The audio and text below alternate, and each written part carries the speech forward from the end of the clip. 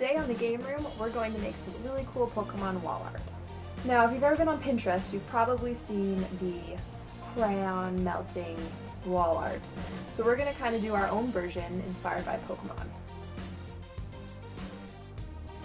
So the tools you're going to need for this project is a hairdryer, either a hairdryer or a heat gun. I'm using a hairdryer because I don't have a heat gun.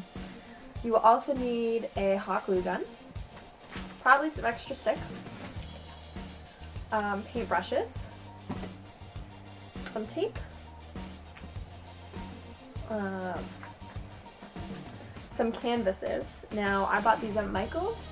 It was $7 for the small size. Now since we're doing the 3 starter Pokemon, we're going to need some acrylic paints in green, blue, and red.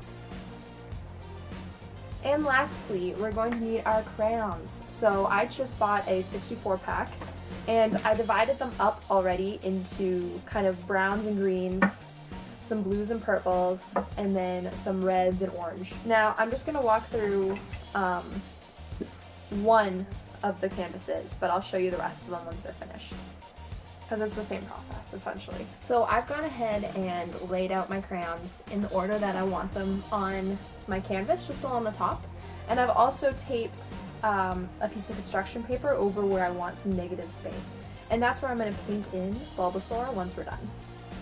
So once your hot glue gun is heated up, you can begin gluing the crayons onto the page.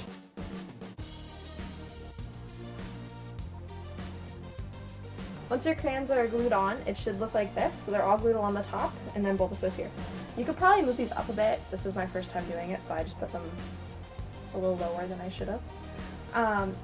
But the crowns are all glued up top, and then this is where Bulbasaur is going to go when I'm done. Using the blow dryer, you're going to start to begin to melt the wax on one side of the crowns. And I just focused it kind of on one side at a time. As I went, I kind of just corrected where there was more colors of one shade.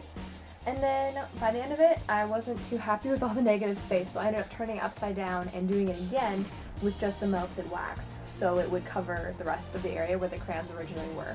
Your next step is to take a picture of the Pokemon, and we're going to make a stencil. So I'm just going to cut it out so I have the silhouette as the stencil. Now, I'm not going to cut out all his toes, because that's silly. So my Bulbasaur is not going to have any toes. Too bad, Bulbasaur. No toes for you. And now that I have the silhouette, I'm just going to tape it shut, because I was too lazy to figure out how to cut it out properly. And that's what you do when you craft, you improvise. Oh, it looks so cool. Okay, so here's my art. Now I'm going to put it this way, and then I'm going to put Bulbasaur down here in this little area. So I've also got some water and paper towel.